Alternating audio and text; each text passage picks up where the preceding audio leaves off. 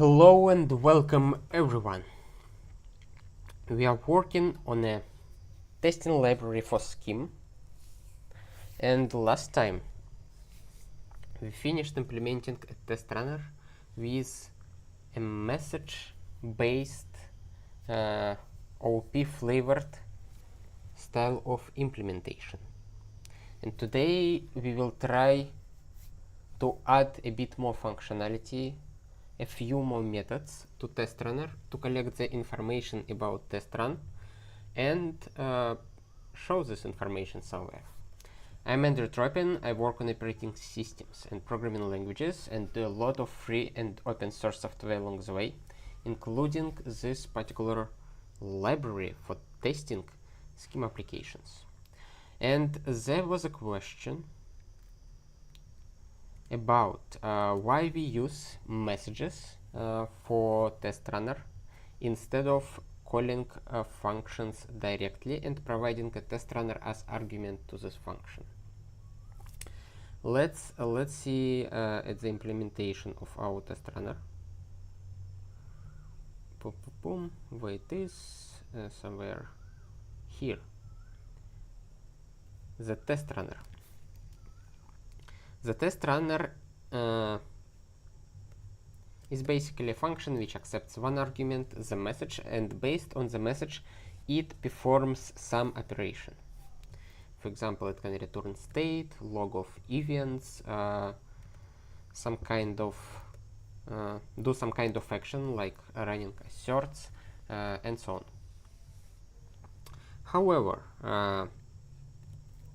the API usage at the moment is following. We have a test runner and we pass a message to it and it does something. But instead of passing a message, we could just directly call a function, for example, run assert, get current test runner and some arguments here, which is actually quite viable option.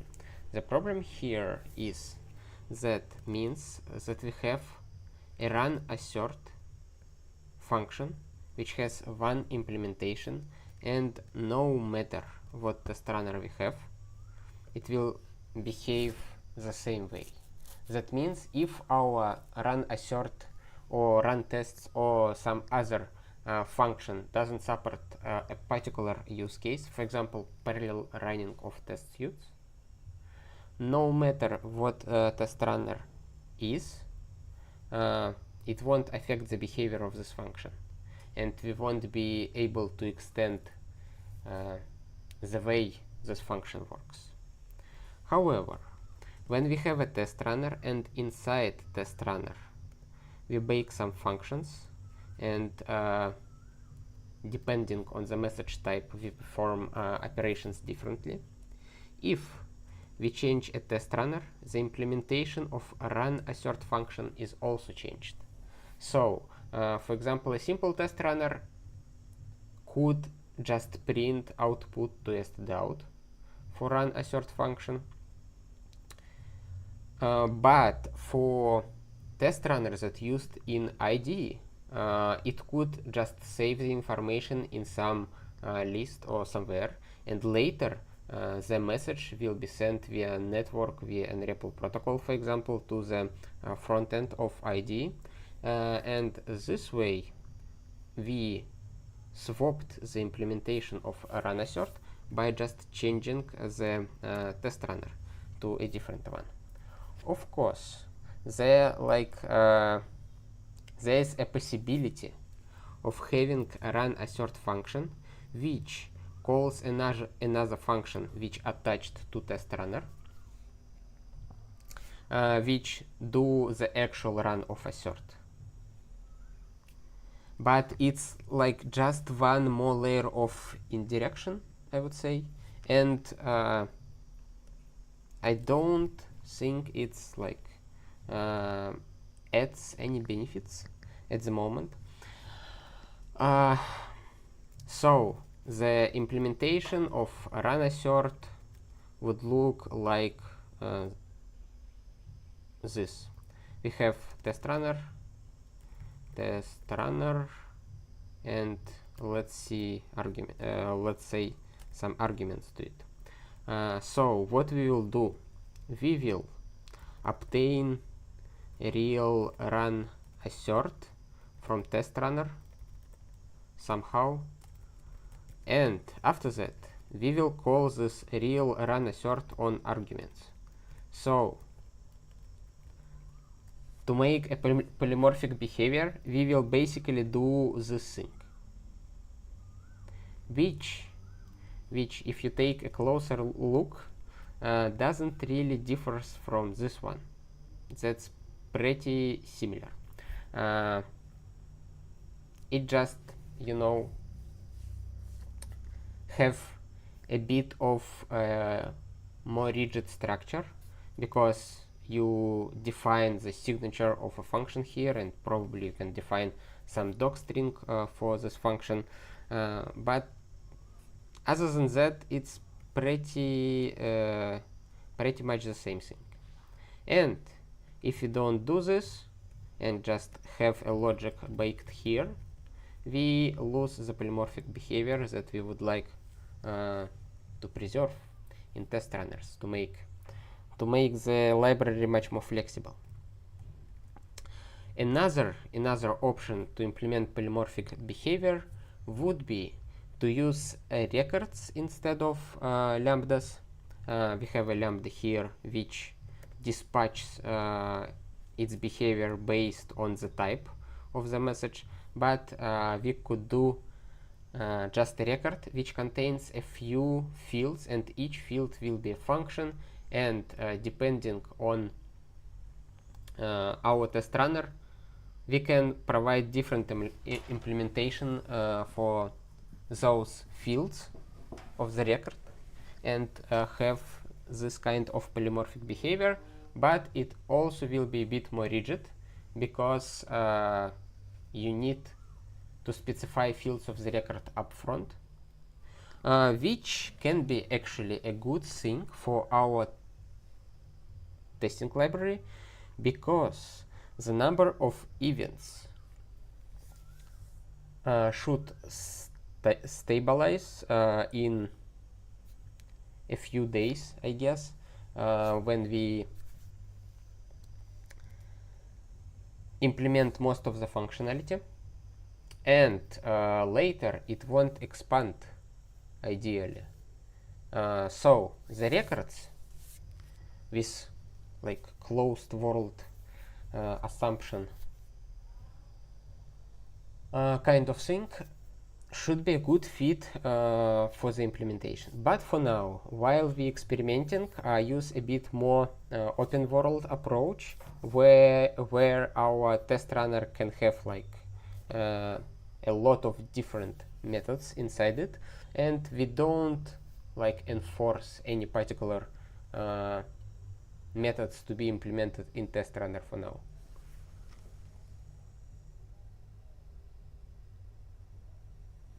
Sorry, I was looking at the huge spider crawling around the web. I don't know if you can see it, but here it is.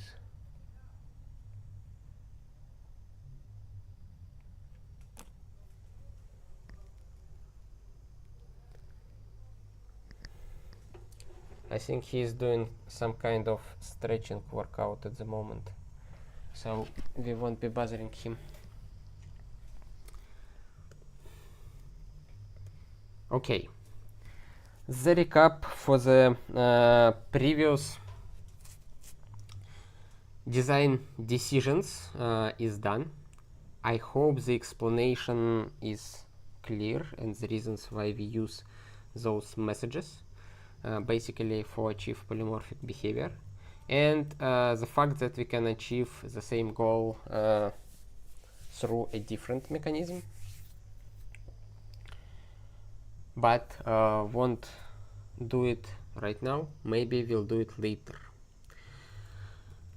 So from the previous stream, I did just a few minor changes, and one of them is adding a couple events like test case start, test case end, and test suite start and test suite end to corresponding macros, making those variables kinda private just by marking them with %sign, so people won't try to access those variables directly. I hope. And now I need to implement actually those actions and restart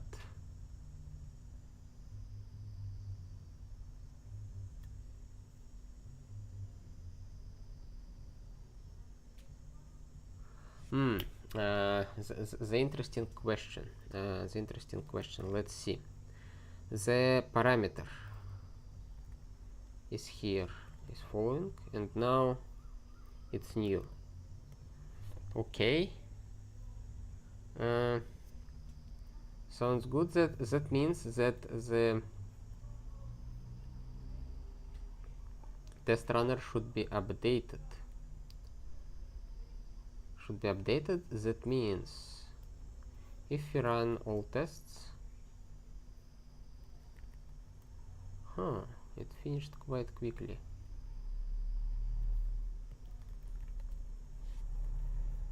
False, false. It printed false, false. Because probably I forgot to put a description. Oh, I put it in a different field. Description for test cases and test suites, like this. Description. And let's see.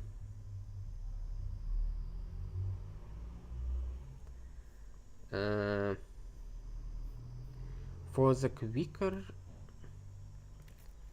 testing, I will put this top level form so we can reevaluate the whole model and get our tests executed automatically. And now I will update our test runner and say pk test. Okay, we see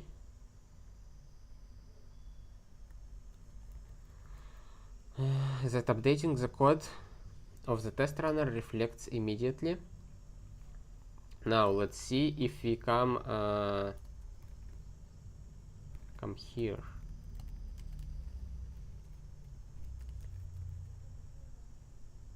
Okay, we come here 2 times. Description. Let's print what is inside x.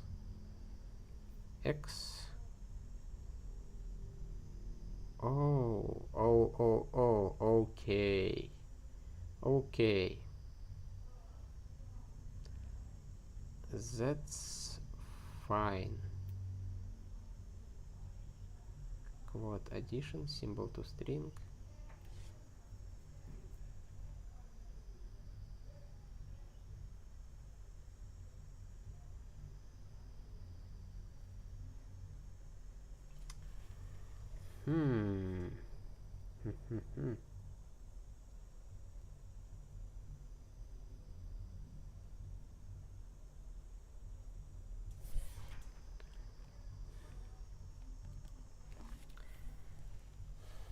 The problem here that we have our pattern variable description, which gets substituted in our template with the value, and we actually want a literal description here. What we can do about it? We can just rename this thing. Case description, like this. Case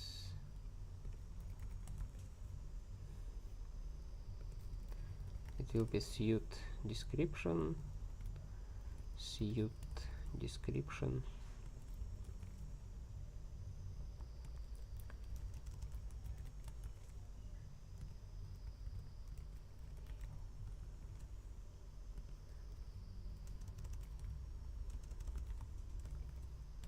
like this.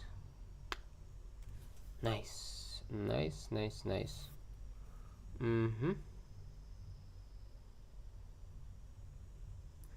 Now we can make our reporting a bit fancier.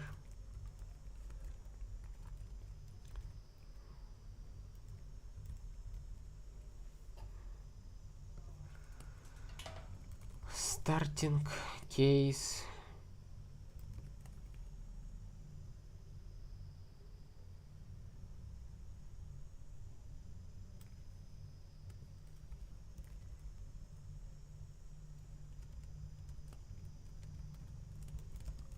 test case started like this. Test case finished like this. And now we need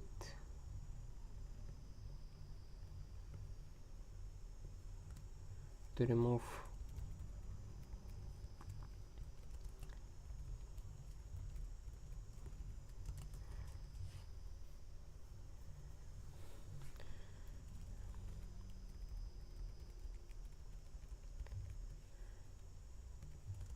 suit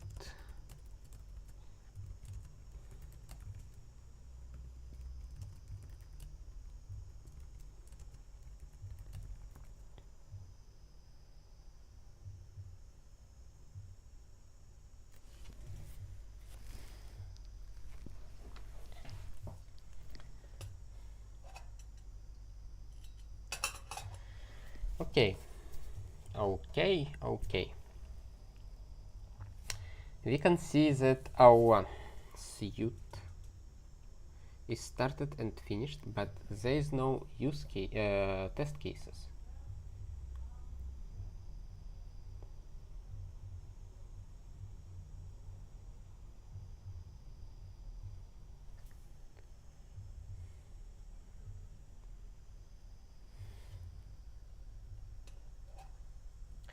However,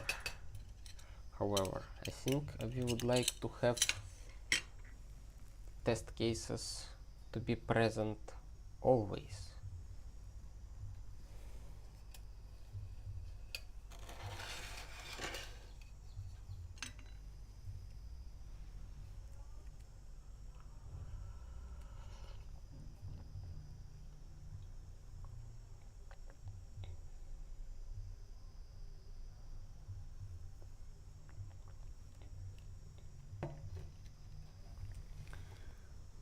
Checking that there is no robo voice in the stream at the moment. Checking that there is no robo voice. That's good. Going back to our test runner. Okay, we have those events. That's good. Now probably we need to commit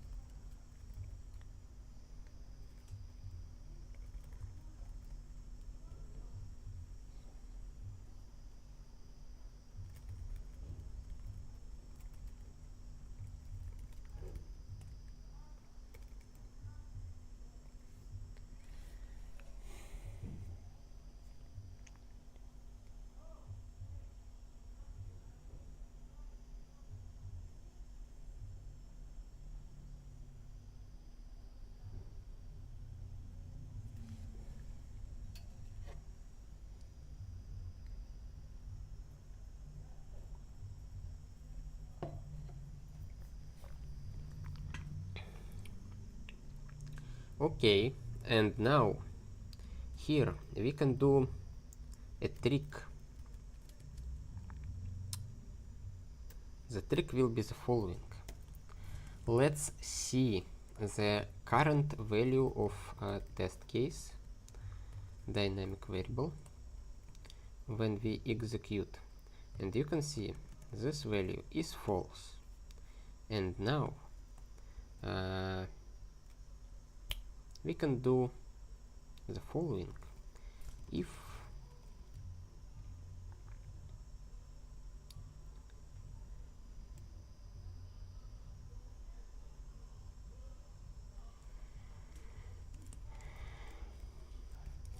the test case, we just run the thing. If not, we wrap it with test case unnamed.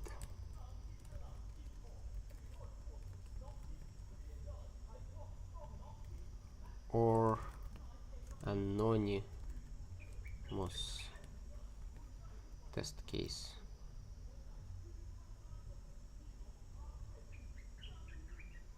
And now you can see that our asserts get wrapped into test case when there is no test case provided.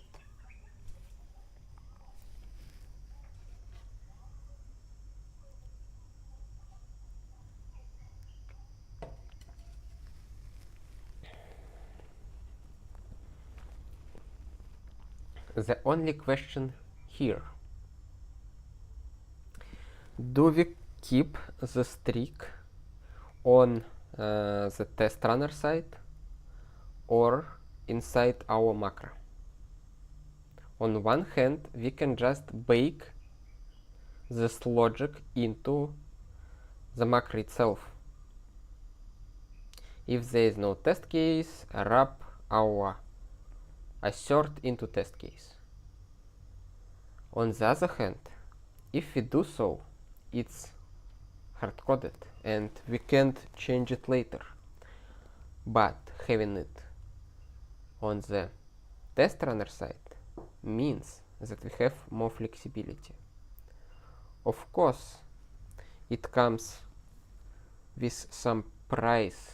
For example, every test runner implementer should know about this detail and should take care of test case in his test runner implementation.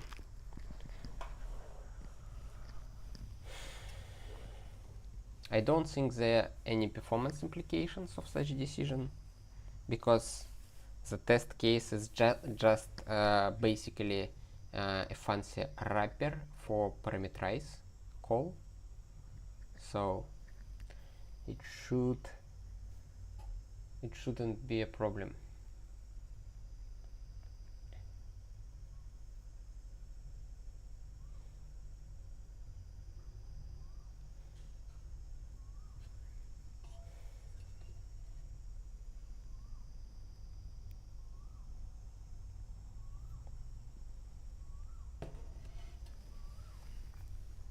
Anonymous.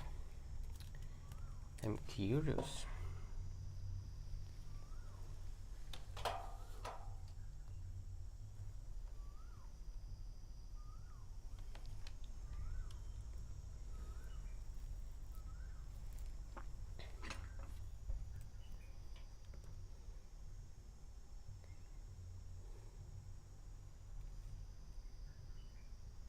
Anonymous.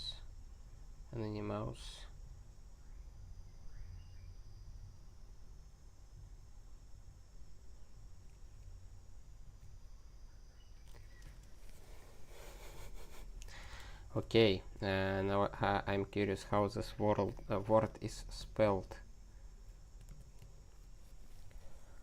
Anonymous.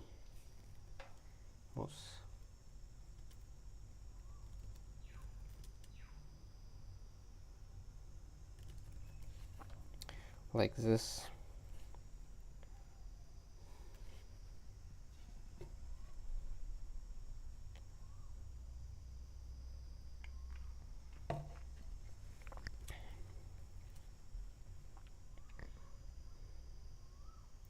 And I'm still in doubt that we need to enforce this hierarchy of test suite including test cases and test cases including asserts.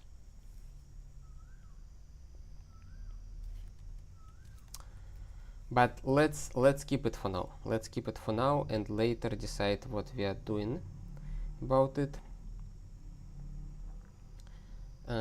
Test case addition, test case simple addition of small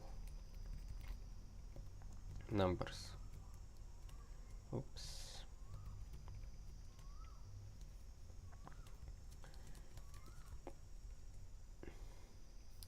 And now you can see that we have only one test case started. Test cases are good units of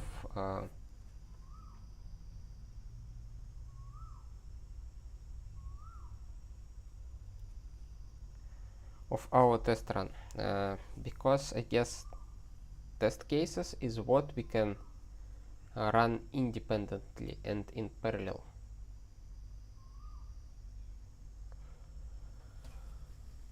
However,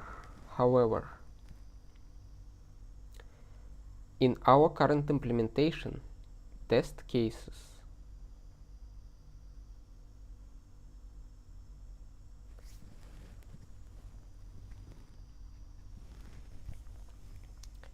doesn't have any option to be executed in parallel because it's basically a macro which sets some dynamic variable name, so we can't like take different expressions and run them simultaneously.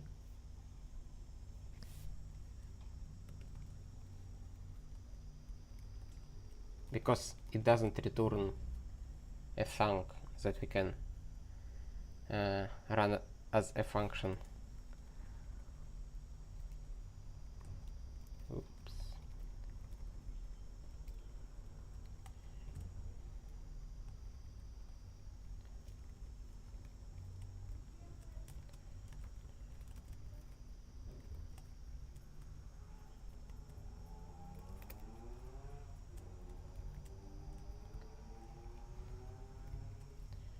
I don't know how big is big.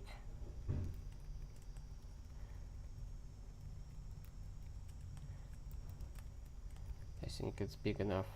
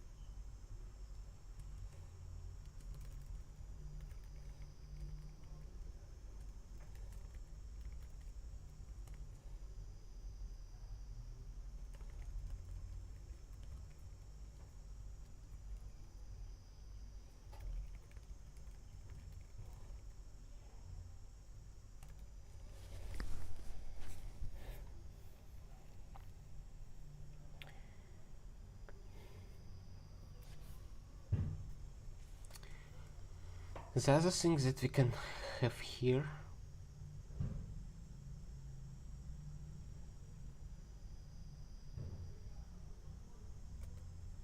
is actually the exception when test case we can raise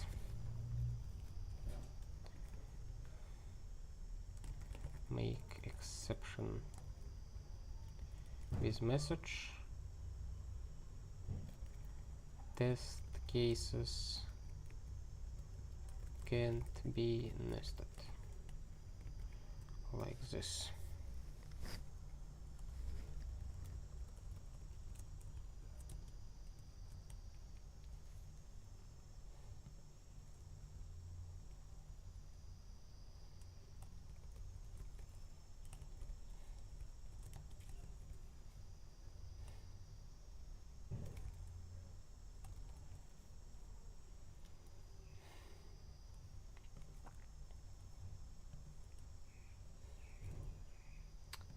And now let's put nested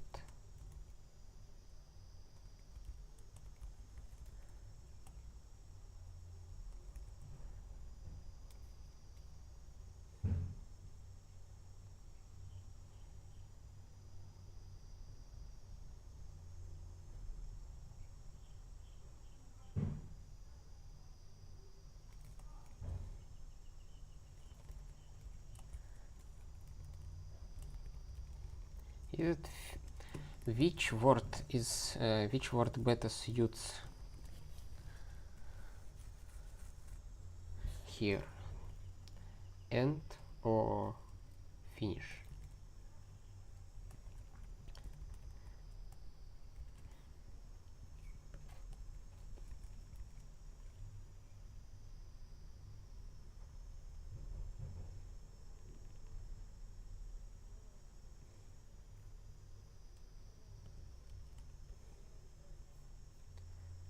Throw exception.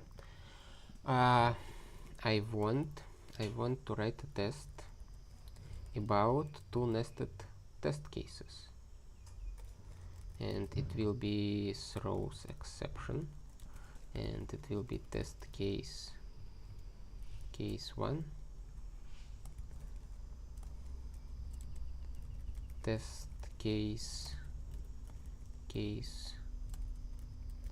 nested case is true. It should throw exception, and it does. Let's see. Expecting exact integer. This is confusing. This one is confusing. Test cases can't be nested. That's right. Nested case throws exception. And which type of exception?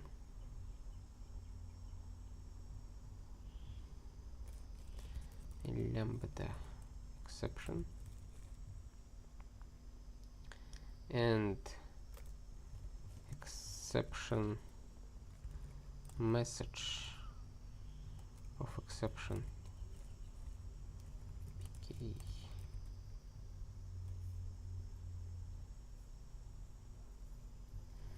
Wrong type expecting. Expecting integer. This one doesn't seem correct. Woof.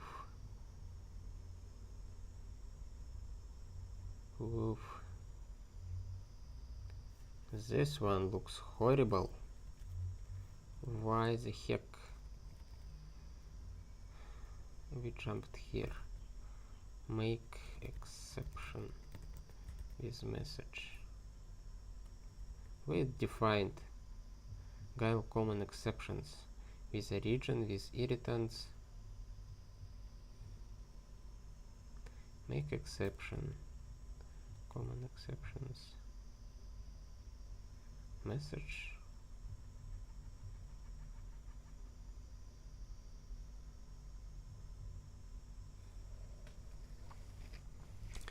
define exception type, warning, make warning,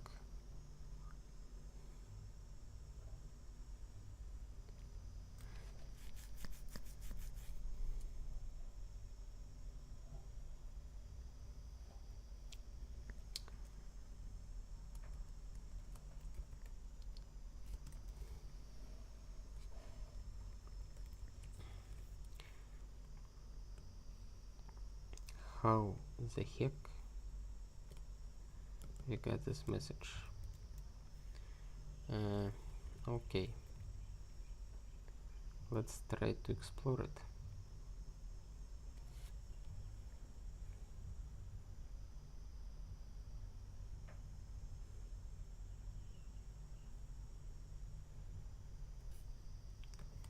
We just print the exception. It's compound exception, assertion failure.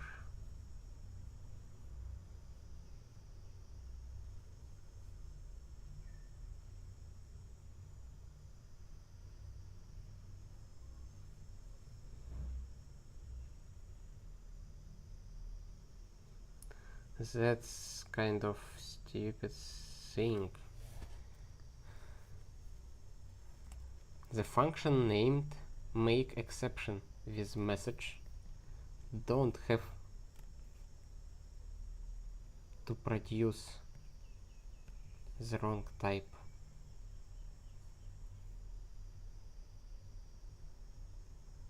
This is kinda stupid.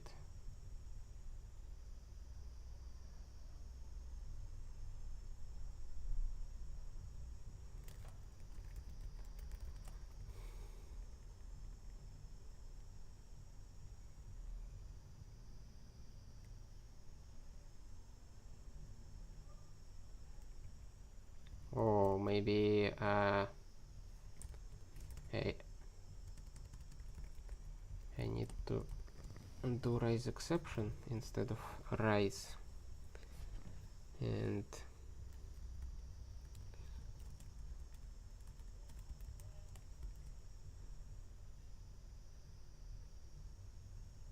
nice. Okay, that's cool. That's not cool. Why the function rise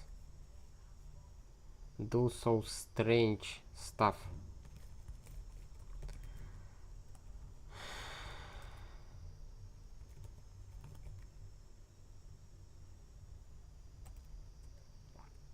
And find the definition of the function is not an easy task. Probably somewhere in C code. Raise an exception by invoking the current exception handler. Is that of the call?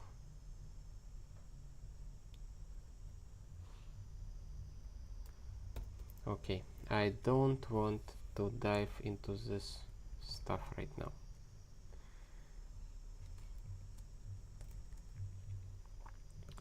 But now, exception message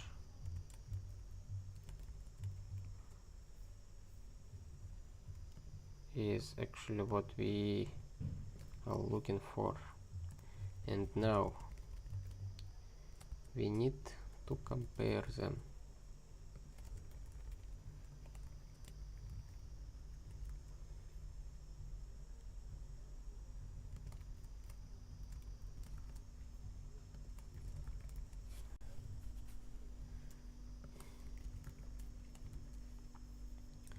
Okay, and now if I do something like this,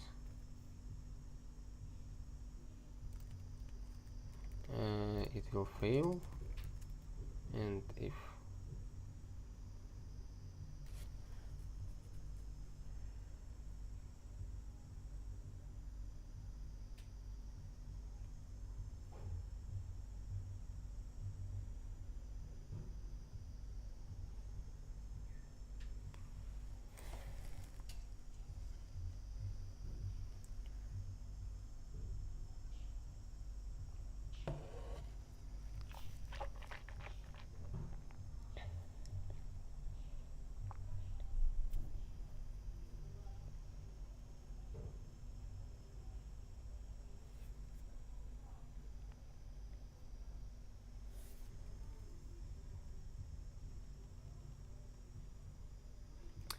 what I expect here.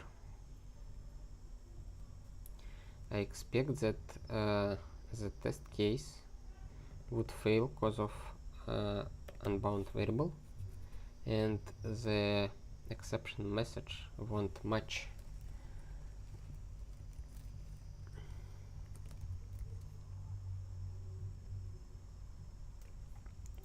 But for some reason it throws this exception, which is not what I expected.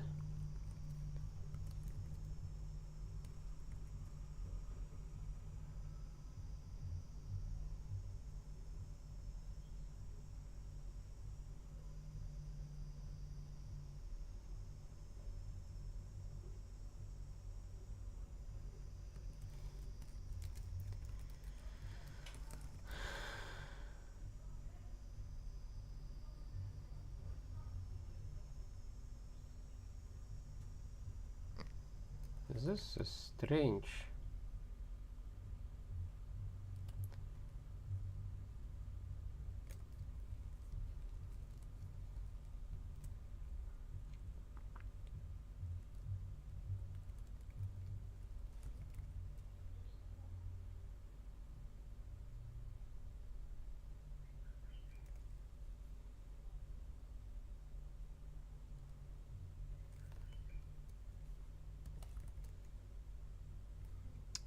I'm not sure what is happening here.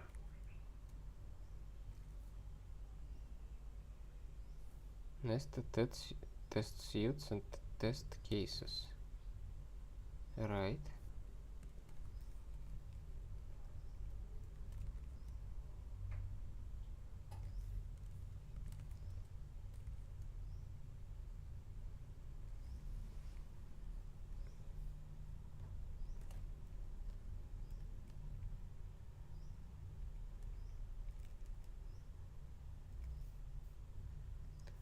Oh.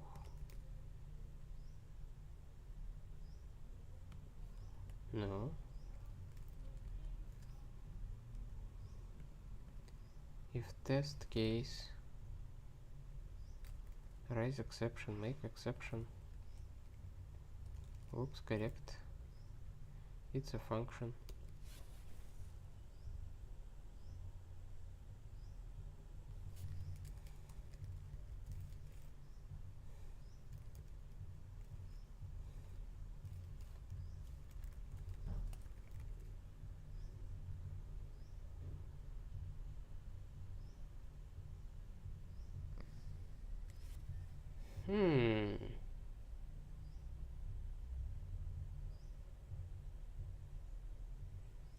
That's strange.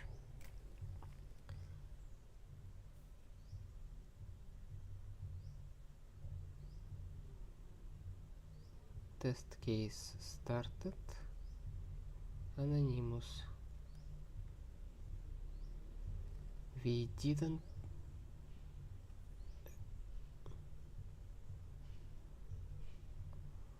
Oh, I see. I see what is happening here. This is problem of testing our code with our own code.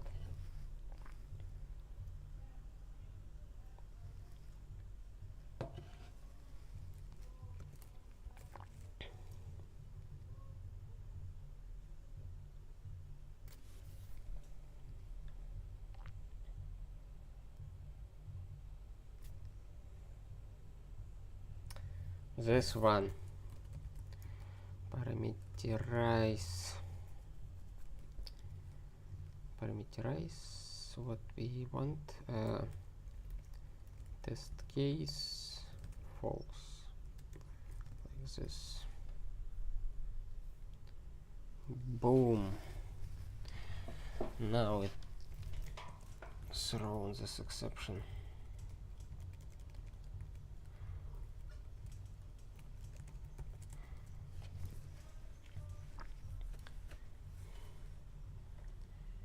Good. Very nice. We found the problem. The problem is that when we call assert is, it it already sets a test case to some particular value, so the test case nested into the expression we are asserting already will be wrapped into test case of is assert, and it would fail, of course.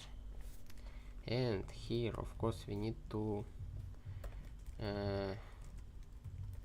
current test runner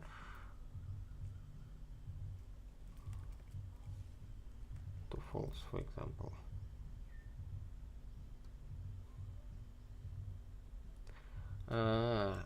Actually, silent test runner, something like this. In silent test runner,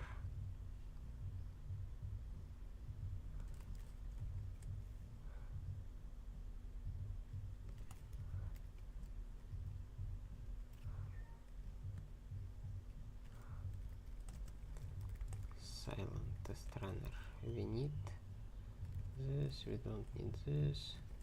Test runner, we don't need this as well.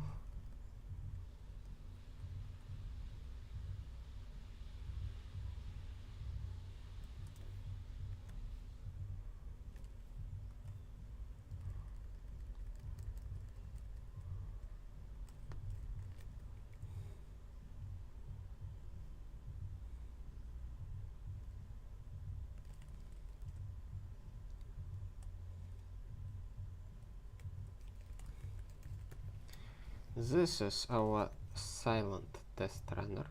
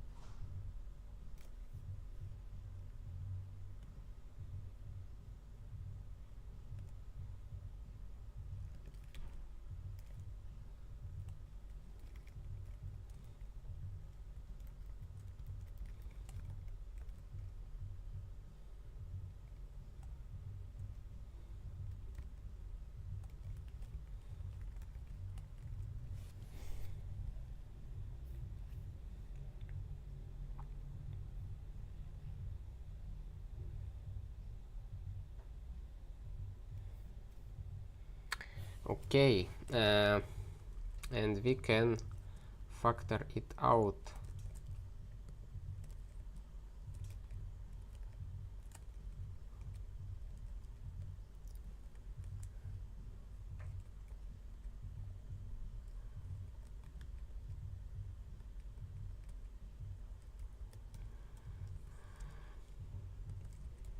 into macro. Define syntax with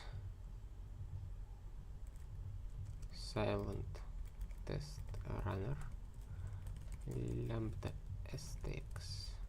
Let's start calling it stx for syntax. Something broken. What the? Okay. It's broken because I guess I don't have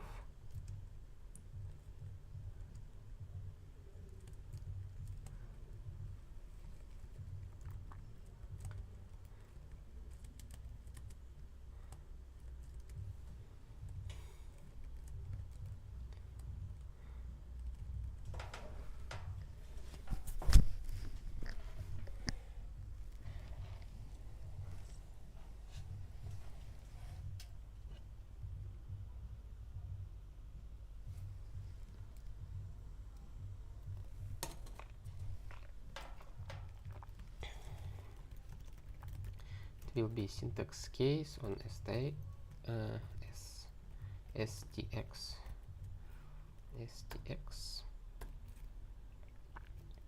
and we will not that much like this. We will have expression like this, and we'll do like this.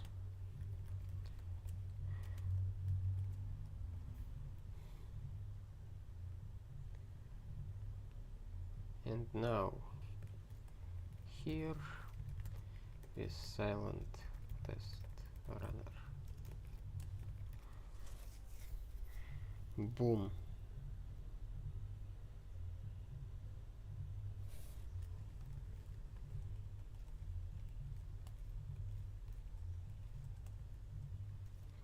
With silent test runner. STX expression. Okay.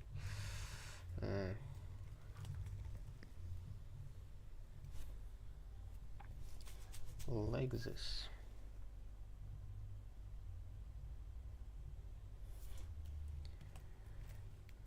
Test case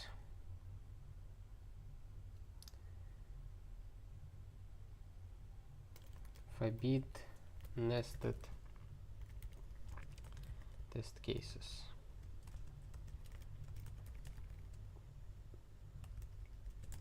Nested test cases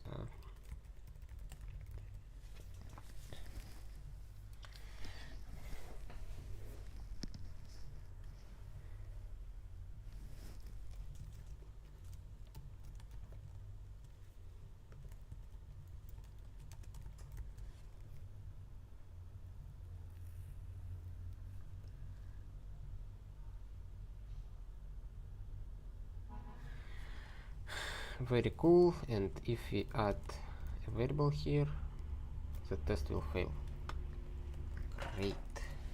Great, wonderful.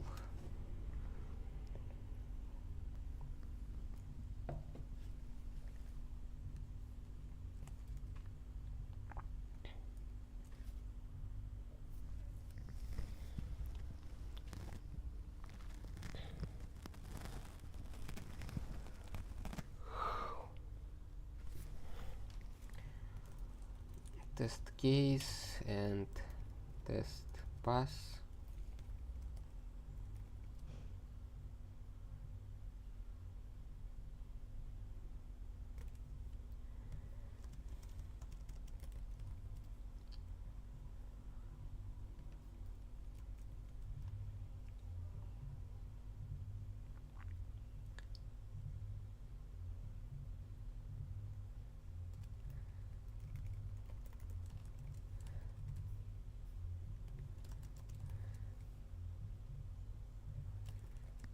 With new test runner, get silent test runner.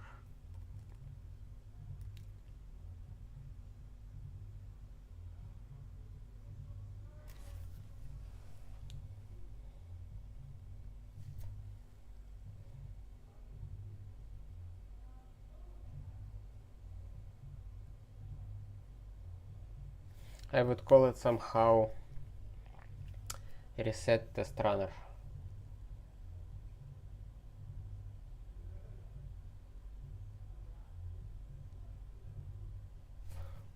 Or reset test environment. Reset test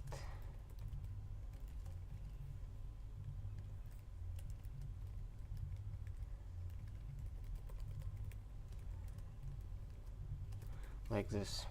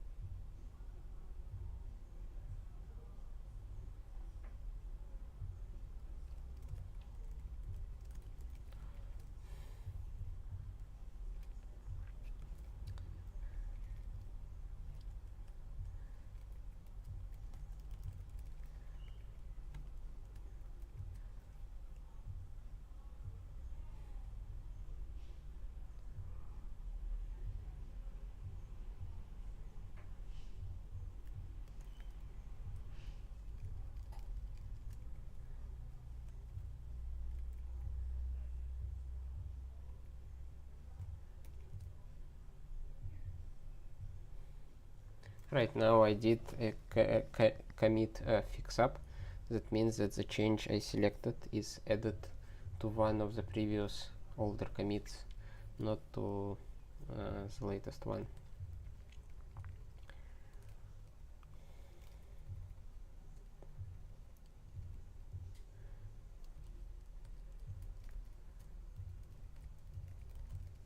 Wrap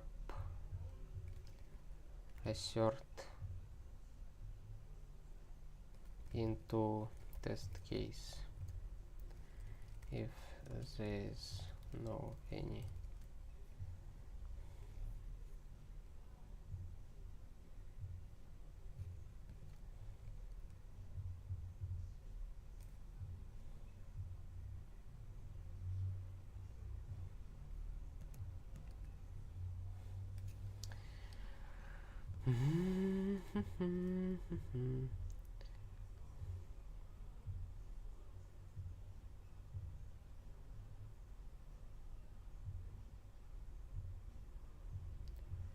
test suite, test case, reset test environment.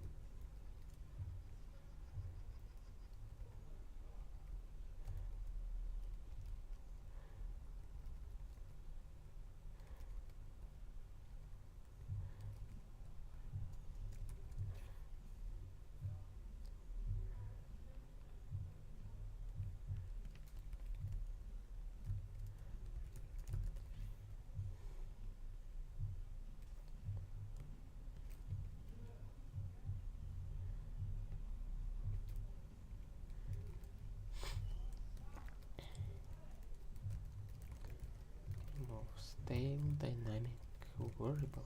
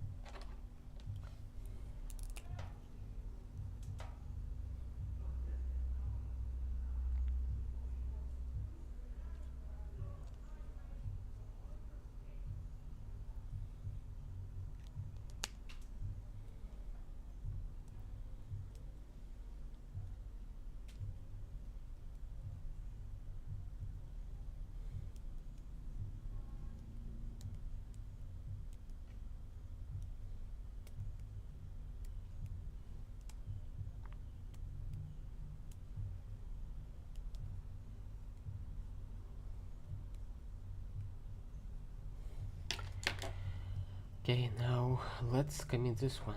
Let's commit it. Forbid nested test cases.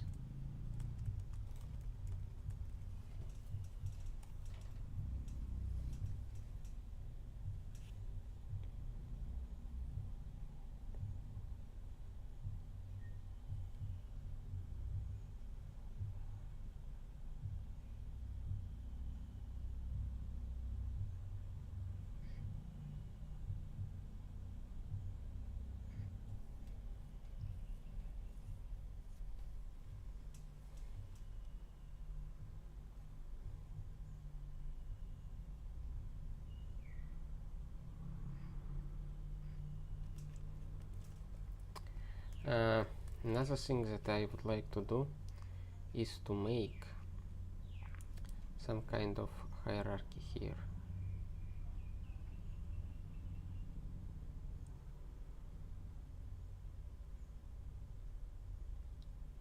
so we can see that we goes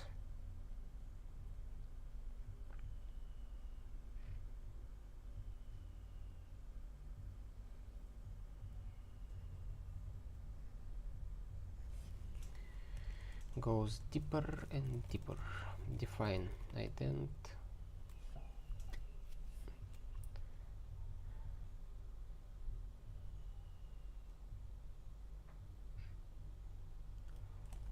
I guess I already have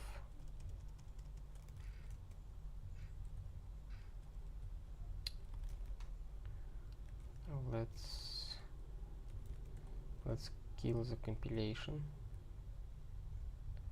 because I want to run make check.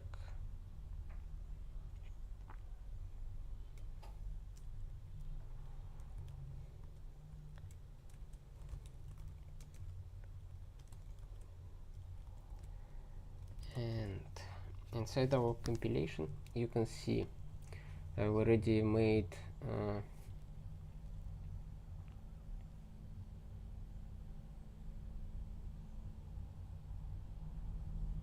the kind of hierarchy highlighting for Surface 64, and we can reuse it. Test runners.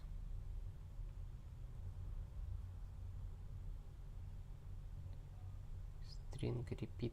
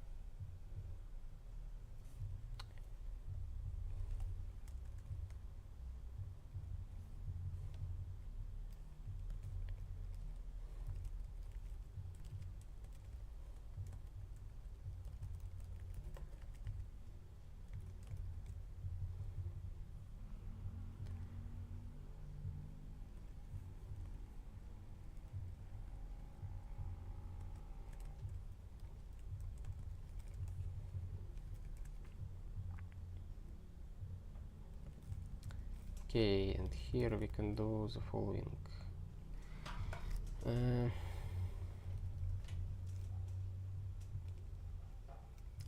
String repeat.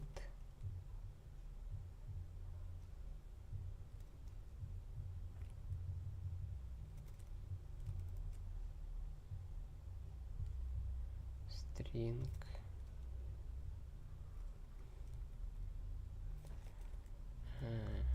length of test pass.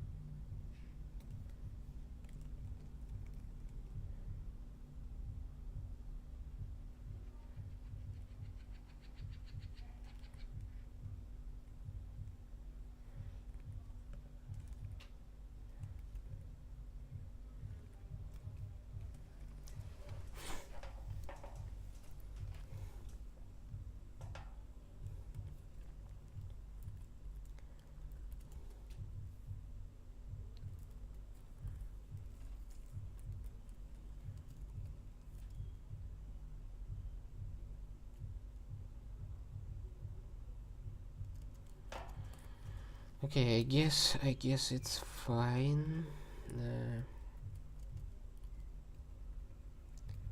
suit started.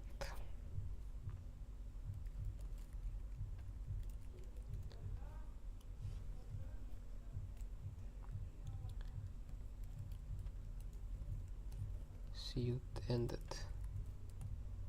like this.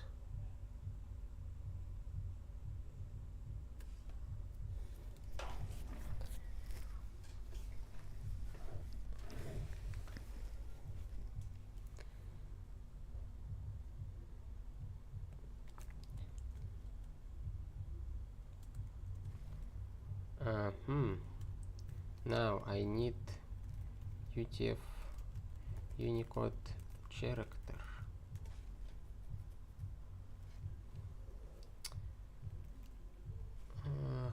How I would call it? It's like angle, not angle. It's like 90-degree angle.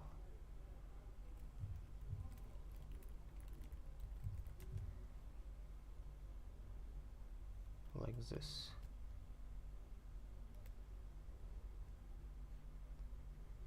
How it called a right angle.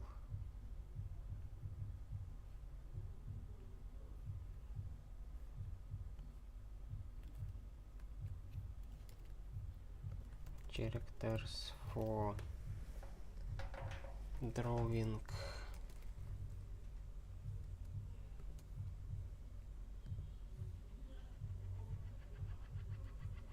Okay, something like this one.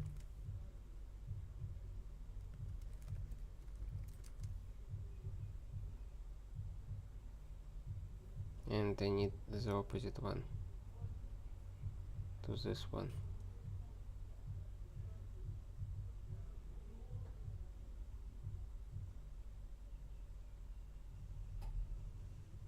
I guess this one.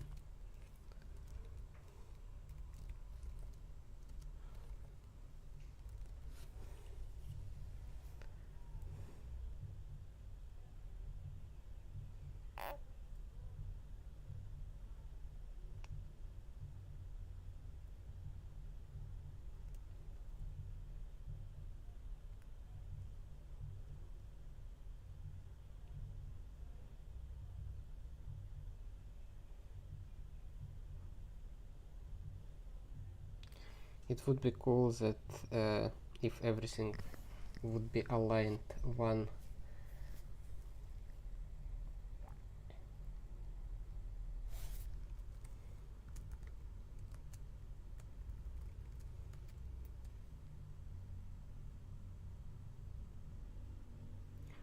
character to the right, but this one is okay. Test suit started \n like this. Now it's a bit more readable, right?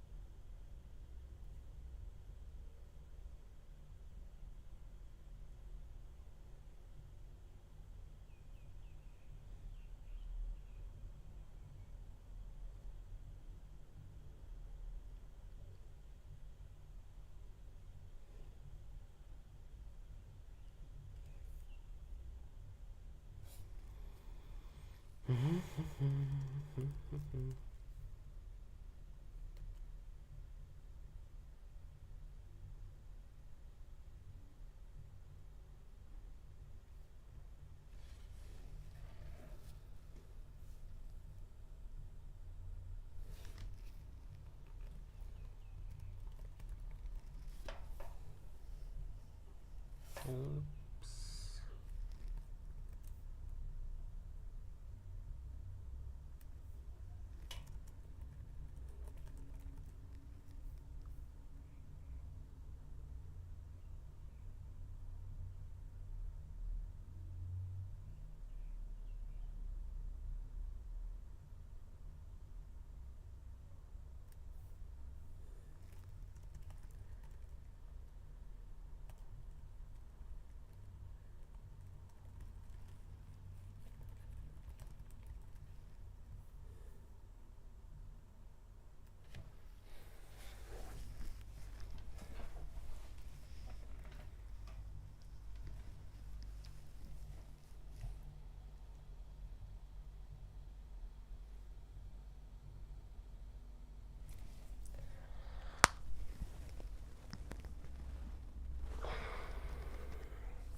Okay, actually we need to place new lines based on what was previously executed, if it was test case or what.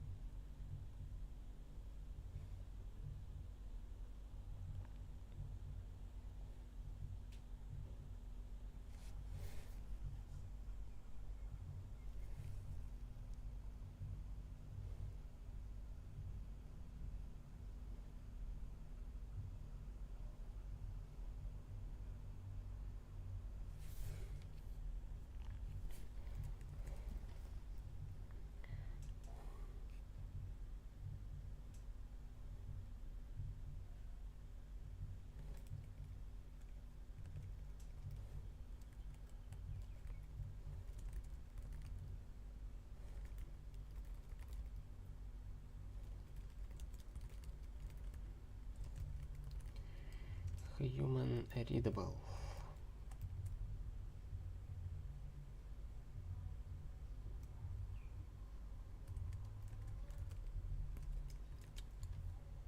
I think I missed a vowel, right?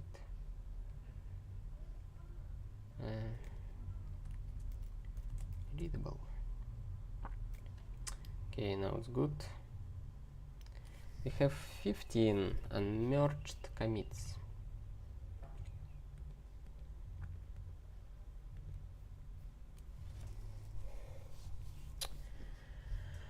I see people starts to come like a few minutes ago. I'm curious what time zone you are in, because I'm right now in UTC -7, which means that in Europe it's still night or very early morning, like 6 o'clock, 5 o'clock, 5:20.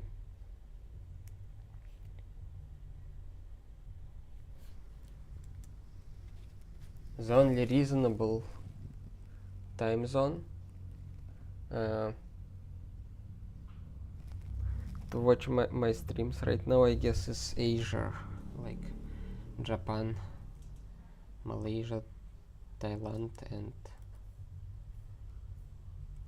so on. Maybe China, Taiwan, something like this. What time in... Actually have a world clock in Emacs. Oh, it's also quite okay in United States at the moment, on the east side of United States.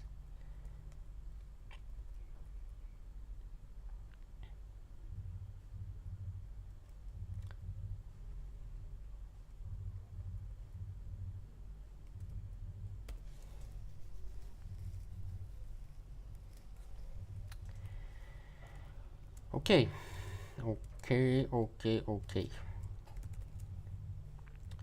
We did great today. We made a lot of commits. The best thing from today's stream that we are dogfooding. That means we use our own testing library to test our testing library,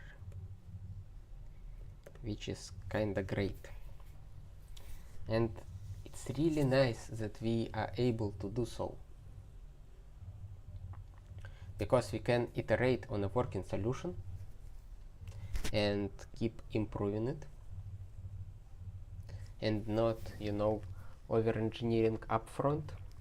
We just do something working and see the drawbacks and fix them or address them somehow, improve, see the results, and improve again, which to my personal taste, is a good approach for software development.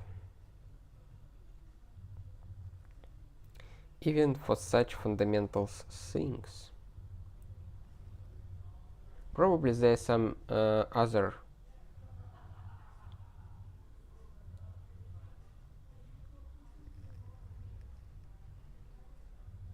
projects that could benefit from a lot of upfront planning or something like this, but this one definitely benefits from iterative development. However, we had like upfront planning, of course, and we had like our research part done to some degree at least, but the actual implementation is very iterative. I don't know how readable this test is. Pretty much readable. I can understand what is going on. So I consider it successful.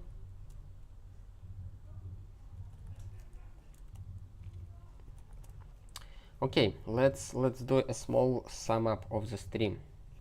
We added events and handlers for them, for running, for starting and ending test suites and test cases.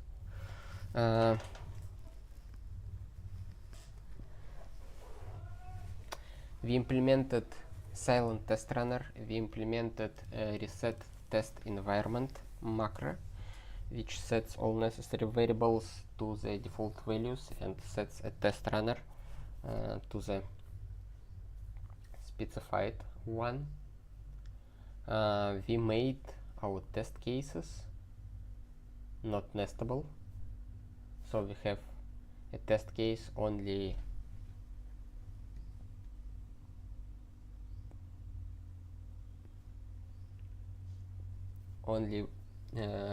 have one level of nestedness, and also we should do the same for test suites. Let's do a bit of TDD today. Let's do a bit of TDD. Test suite can't be inside test case.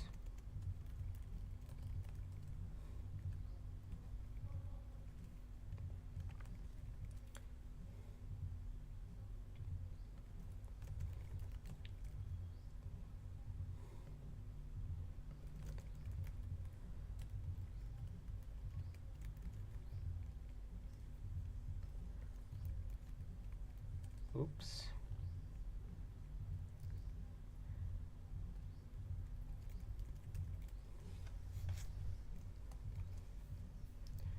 And let's see. Expected throws exception, actually not throws exception. Nested test cases are forbidden, but nested test cases are forbidden. Let's put into a separate test case. Nested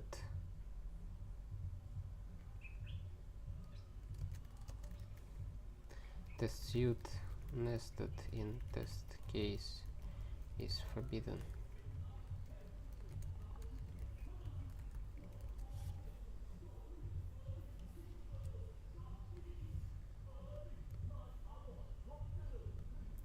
Okay.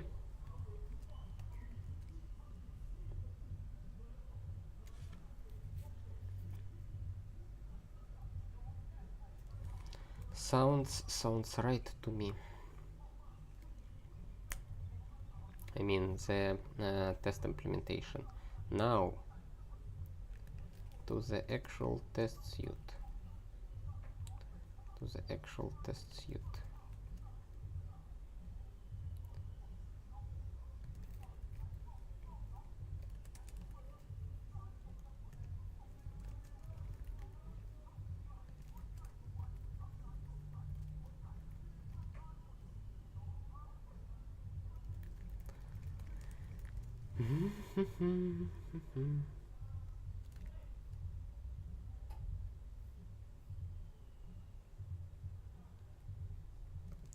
Actually, I like this message more.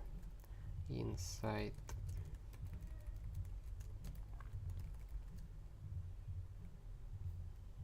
Boom.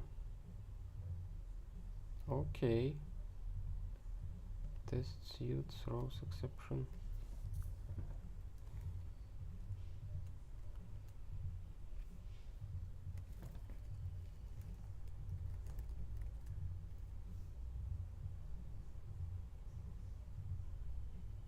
Oh, it not even throwing. Test suit when test case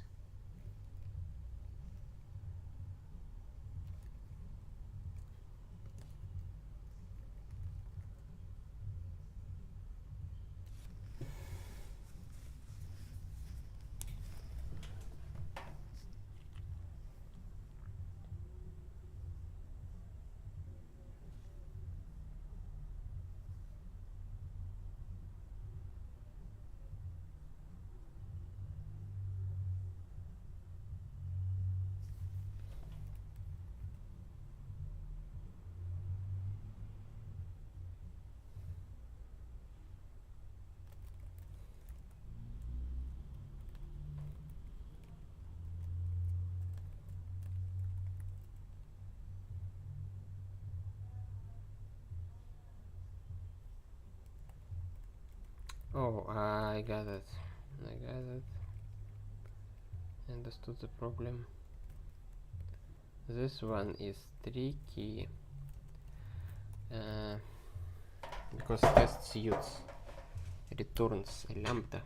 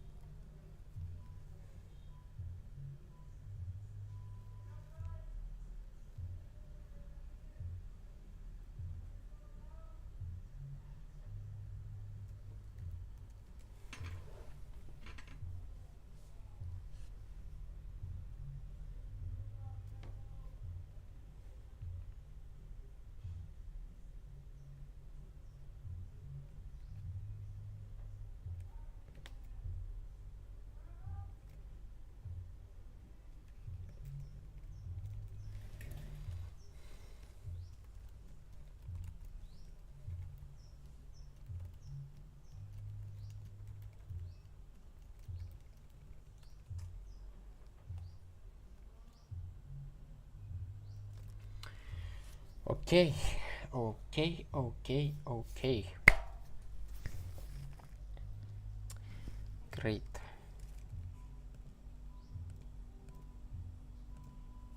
Let's wrap up. Let's wrap up finally. We did silent test runner. We did events and handlers for those events for test suite, start end, for test case, start end. We did a bit of refactoring, of course, somewhere during the stream. We forbid nested test cases. We forbid test suites nested into test cases. We implemented reset test environment macro. We tested our code with our testing library already, which is huge and great, and I really like it. We added missing requirements that I didn't commit. Probably I need to rebase commit history to put them earlier, so the later commits doesn't break. We implemented silent test runner to test our code and to reset the environment and not to pollute our original test runner output. What else? We did a logging a bit more readable, which is also good. Now it's easier to skim through the output, and that's basically it. And we did everything. We did all this in 1.5 hours, I guess, which is incredible. Maybe not that incredible. It's wonderful. Okay, we won't be underestimating, not underestimating, how you call it, when you are, instead of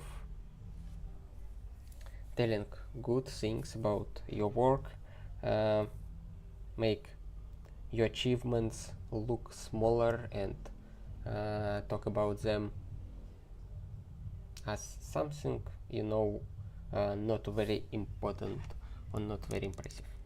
But we did impressive job, in my opinion, and I hope you enjoyed it, and I see you in a bit. Bye.